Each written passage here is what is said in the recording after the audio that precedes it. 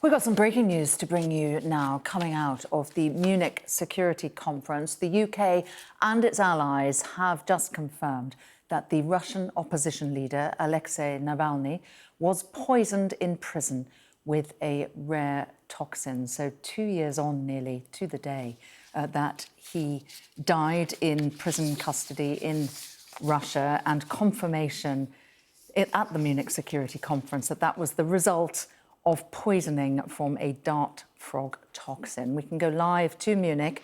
Our defence and security editor, Deborah Haynes, was there as this was revealed. Deborah, tell us more.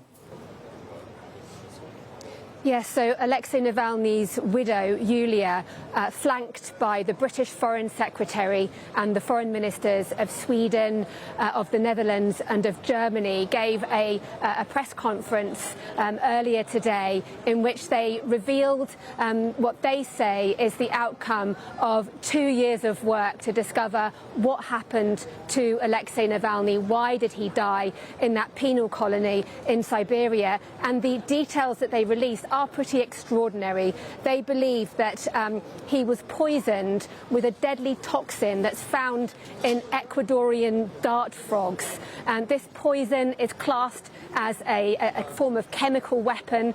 It's highly toxic. It's a neurotoxin. The German foreign minister says it's 200 times stronger than morphine and would have caused anybody to have been poisoned by it significant suffering. They say that they are releasing the findings of their research, which includes the work of British scientists, to the UN's chemical weapons watchdog, the OPCW, which they believe is going to be ramping up pressure on Russia. And they state very clearly that they do not think that anyone other than Vladimir Putin's Kremlin could be behind this attack. This is what Yulia Navalny, Alexei Navalny's widow, said earlier today. Now, it's not just words, it's scientific proof that my husband, Alexei Navalny, was poisoned and killed by Russian government and by Vladimir Putin in Russian prison. No, she was actually here. I'm at the Munich Security Conference. You can probably see the police cordon behind me. She was here 2 years ago when, on the 16th of February 2024, the news first broke that Alexei Navalny had died in prison. The Russian authorities subsequently claimed that there was nothing suspicious about his death, talking about heart murmurs, some problem with his heart. But clearly, from the work that the UK, France, Germany, the Netherlands and Sweden say that they've done, they believe that this was far more sinister, and they believe that Russia effectively killed this key political opponent to Vladimir Putin. This is what Yvette Cooper said at that extraordinary press conference. Only the Russian government had the means, the motive and the opportunity to use that toxin against Alexei Navalny in prison. And that is why we are here today, to shine a spotlight on the Kremlin's barbaric attempt to silence Alexei Navalny's voice. Now, poisoning, Deborah, is a pattern of behaviour we have seen before, isn't it? Notably with the Skripals on UK soil. The UK government confirming that they have informed the Organisation on the Prohibition of Chemical Weapons of Russia's breach here. But what more can be done?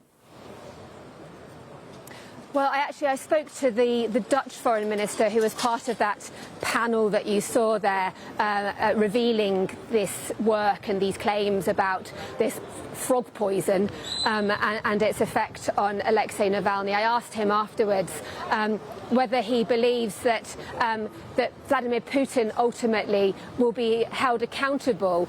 And he said to me that absolutely he hopes that will be the case. He talked about how justice, the wheels of justice turn slowly, but they do turn. So there's clearly a hope that there will be some form of justice for what they're saying is this fatal attack on Alexei Navalny. And you'll remember back in 2020, the Russians again were accused of poisoning him with a Novichok nerve agent, the same kind of nerve agent that you just mentioned that was used, again accused by the Russians were accused of doing against Sergei Skripal in Salisbury. But this Novichok nerve agent was poisoned. It was used to poison Alexei Navalny. He came here to Germany, actually, to recuperate. Then he returned to Russia. He was then detained.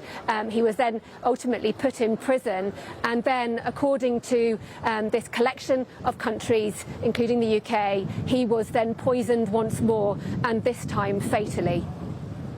And Deborah, we heard a short while ago from President Zelensky, who was addressing all of the delegates at the Munich Security Conference, and he talked about the need for further sanctions, particularly on the Russian fleet, which is still supplying oil to countries around the world and effectively funding the war. Do you think that these findings will be the catalyst for a further round of more punitive sanctions on Russia?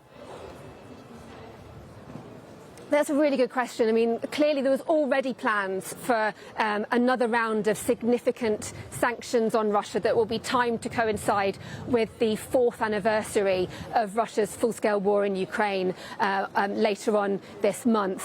But absolutely, the words that were uttered by the foreign ministers earlier today, following these extraordinary findings about this very exotic-sounding poison from Ecuadorian dart frogs. I've learned a lot about them since I heard about that first thing this morning.